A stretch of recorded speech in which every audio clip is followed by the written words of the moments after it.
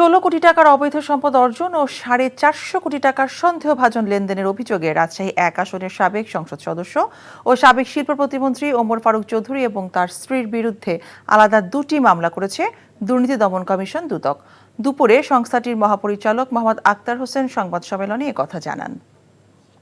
মোহাম্মদ ওমর ফারুক চৌধুরী, সাবেক সংসদ সদস্য রাজশাহী 1 ও সাবেক প্রতিমন্ত্রী শিল্প মন্ত্রণালয়, 13 কোটি 61 লক্ষ টাকারও বেশি মূল্যের সম্পদ অর্জন এবং দখলে রাখা এবং নিজ প্রতিষ্ঠানের নামেও 57টি ব্যাংক হিসাবে 445 কোটি টাকারও বেশি সন্দেহজনক লেনদেন করে মানি লন্ডারিংয়ে সম্পৃক্ত অপরাধ অনুসন্ধানকালে প্রমাণিত হয়েছে।